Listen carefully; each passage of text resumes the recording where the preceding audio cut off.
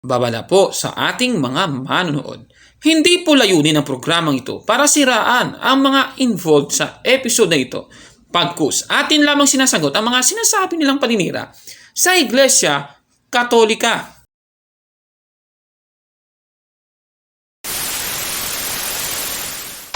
Kasi lalaki ka eh. Nangangailangan ka ng nangangailangan ka talaga eh kung talaga ikaw ay tunay na lalaki. Maliban lang po si Kaborno. Pinaghilamos ko yung sariling ihi. Pinaghilamos ko yung sariling ihi.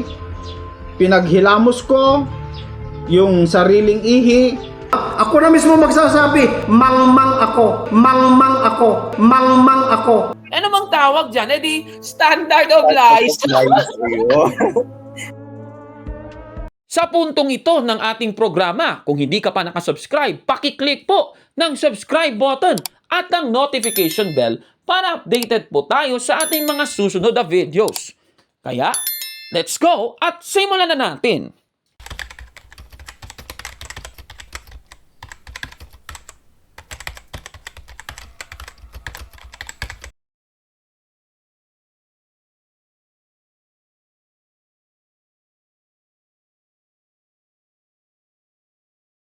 Tignan mo sa videos.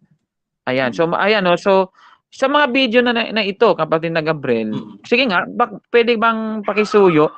Mag-play ka nga ng isang video diyan.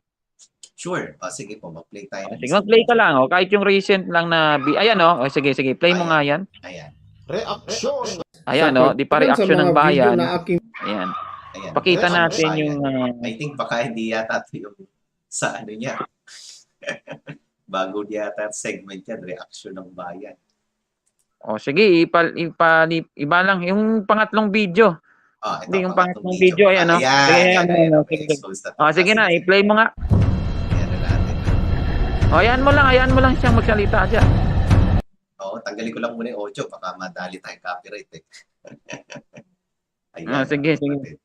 Ayan so yung title, ayan, so yung mga itsura daw ayan sa susunod yan ang pag-uusapan natin, yung mga mukha, pero sa Pakbuster ata natin yan tatalakayin kasi mabigat na episode yan ayan, sige. Ayan So, sige, play yan, pindutin mo na.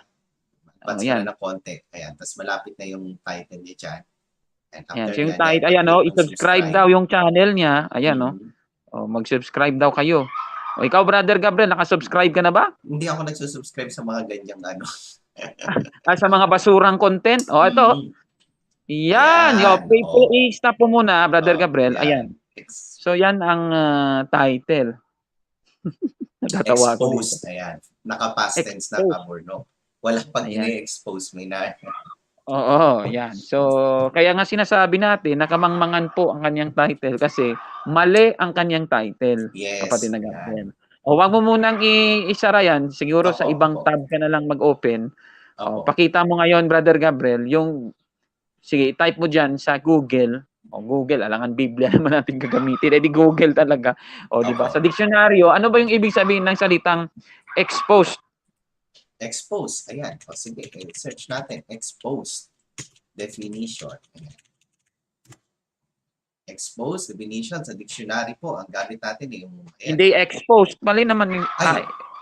sorry. Nabali. Sorry. Ayan. Exposed. Nabigla ako sa iyo.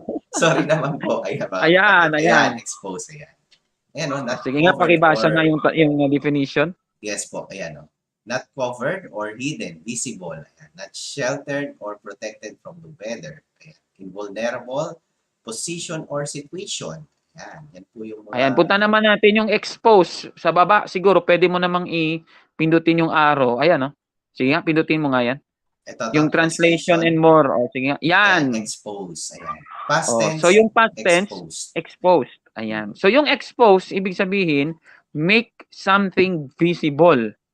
So, ibig sabihin, i-expose mo pa lang. Ipapakita mo pa lang, kapatid na Gabriel. Pag sinabing exposed, ayan, sa taas, ano ba yung nakalagay dyan? Yung may letter D sa dulo. Yung exposed kasi, hindi na naitago, not Yes, covered not or covered na po. hidden, already Kita na. visible. Yes.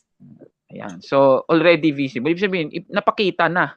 Mm. Oh, so sa tingin ko talaga mali yung title. Oh, mali talaga yung title. Kasi yung gagawin dapat ni SLTV, ipapakita niya. Yung ginawa niya, napakita na pala, yung gagawin na lang sasabihin na lang sa'yo. So parang weirdo ng title, Brother Gabriel, ano? Mm. Ayan. Oh, ngayon, ano ba yung resulta? Bakit ganito yung title niya? Resulta ba ng ano ito, kapatid na Gabriel? Pakinggan natin siya. Opo.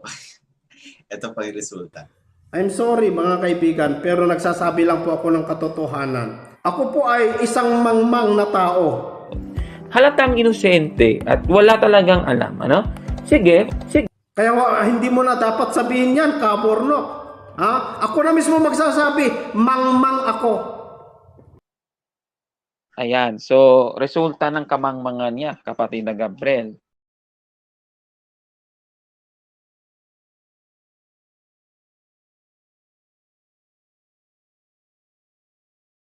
A few moments later. Naalala niyo po ba si SLTV, mga kapatid? Si SLTV, yung title ng programa niya, Exposed the Truth. Diba? Pinuna natin yun. So, sana naalala niyo pa, yung title, Exposed. May letter D sa dulo. Pinuna natin to. Bakit exposed? Ibig bang sabihin, hindi tapos na expose na? Tapos, ano ba? Parang ang wrong ata ng grammar, no? Expose the truth. Ganon. Dapat, walang D. So, sinunod niya.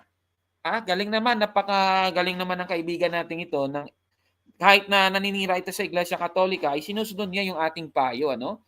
Ayan, tingnan niyo ngayon, tingnan niyo sa dulo, ayan, yung bago niyang episode, ayan, tingnan niyo, expose, wala nang D, no? Expose the truth, di ba? So tama talaga tayo. Aminado siyang mali siya, di ba? So ganoon naman talaga kasi inamin naman niya na siya ay isang mangmang na tao. So tinutulungan natin siya kahit na naninira siya sa ating YouTube channel. Sana po ay nasiyahan kayo sa balitang ito na kahit na naninira siya ay sinunod niya yung advice natin, ano? So ano pong masasabi ninyo sa kaniyang mga sa ating share na parang it's a progress. Sana ay babalik ka na lang, bro, SLTV sa Iglesia Katolika kasi mali yung iglesia na pinasukan mo, dinidepensahan mo, no? Maling iglesia yan, ano? Hindi naman sa Diyos yan, eh. At sana ay susundin niya rin ang ating payo tungkol dyan.